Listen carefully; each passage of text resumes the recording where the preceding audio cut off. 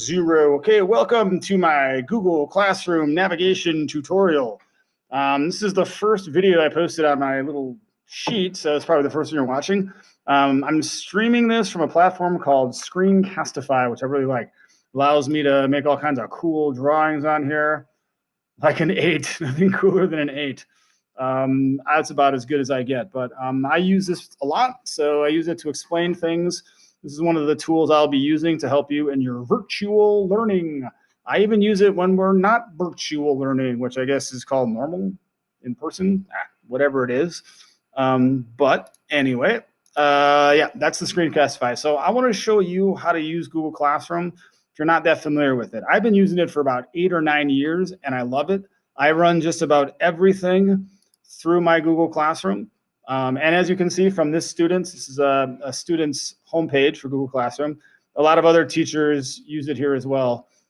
So you can see that this student already has math class joined, social studies, and science. If you haven't joined anything, that's fine. We're going to take you there on the first day. But if you're here watching this, there's a good chance that you're logging in as we speak. That would be totally rad awesome. So, all right, so let's go to, I'm actually not going to go to my science class because there's really nothing in it yet. So I'm going to go to, I actually worked a little bit in 5th grade last year here, which are now 6th graders, ironically.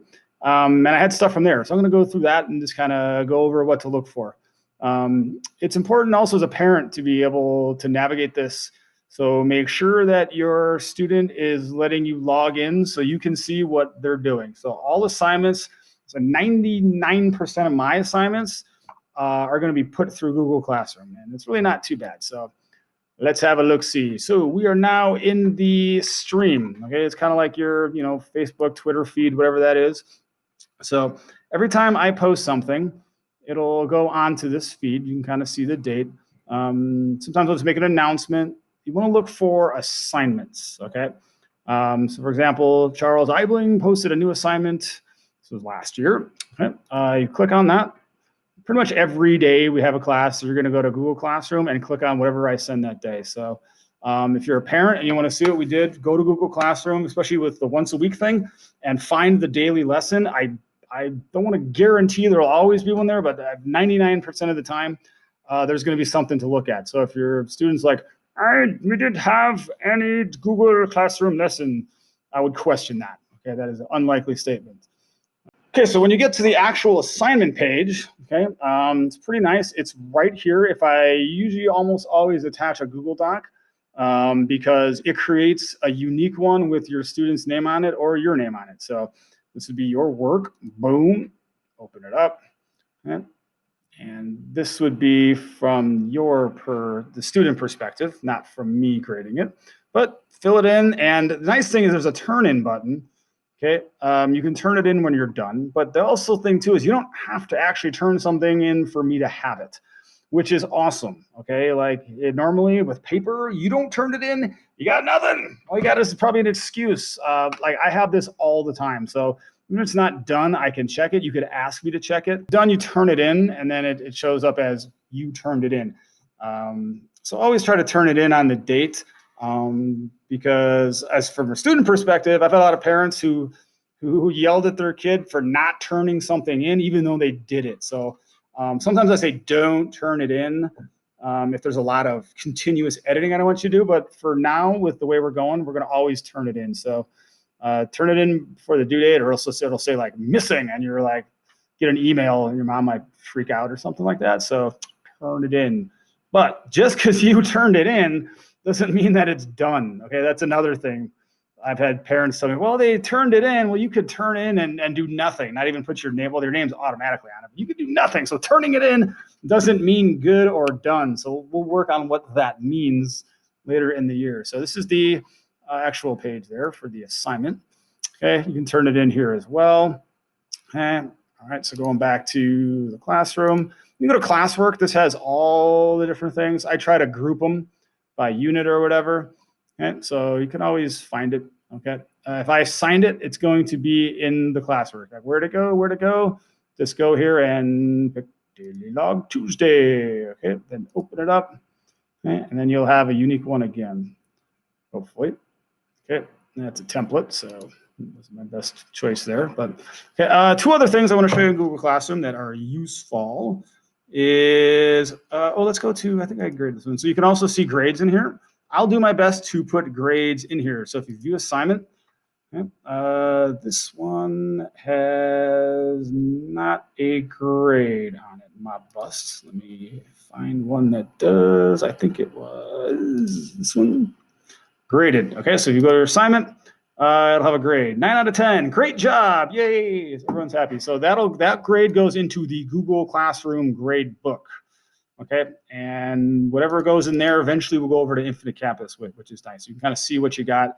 So I can just go through them all and boom, boom, boom. Like I can put grades in from the grocery store, which is rad. All right, boom. Okay, Google Calendar. So it's always nice having a calendar when knowing when things are due. I'll have a calendar on my website, which I have probably another video for later. But if you go ahead and Google Calendar, nice about this one, it integrates all your classes that are on Google Classroom. So all these ones over here. Okay, so if you just want to look at, I'm not going to clear all of those, but I made up an assignment. Nothing is due. Don't worry on Monday. I just made one up so you can see it. So Friday, 1:31 daily log is due. Okay, these are the due dates that are on here. Yeah. And you can click on it and get a little bit of details. And looks like someone else has one too. Looks like Mr. Furry has a, oh no, that is math. So that's Mr. Hightower. So you can see how this is useful. So that's a nice integration right there. Not a bad idea to hyperlink this and bookmark it. We're gonna do that too. And class drive folder is useful. So now I just want to look at the class drive folder. So Google Drive is one of your best friends for organization. So everything I assign, everything all your teachers assign through any Google Classroom class here is going to end up in your folder. So if you look over here, My Drive, you'll have a classroom folder. If you open that, it'll have a folder with all your documents that,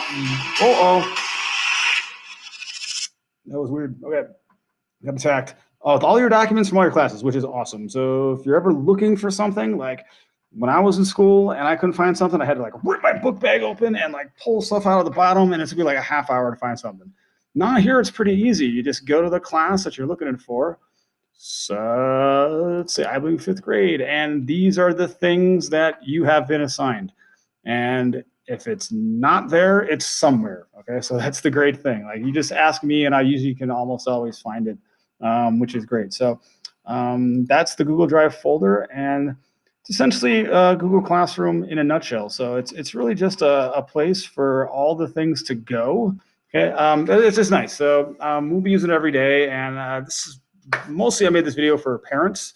Most students, of course not everybody, and like I said, a lot of students have been using it, haven't really been using it the right way. They don't really know how to use it. I don't think there's a lot of people who teach how to use Google Classroom. So I'm a little bit of an expert. You go to people, let's see, people tell, hey, and there's all your classmates and all that. So, all right, don't get muted from Google Classroom by like commenting on everything. Okay, that happens. Okay, so sure your students not just commenting, hey, what's up on the Google Classroom page, then you have to mute you. And that's no fun. No one likes to be muted most of the time. So, okay, that is Google Classroom. Get used to it. We're going to use it a lot.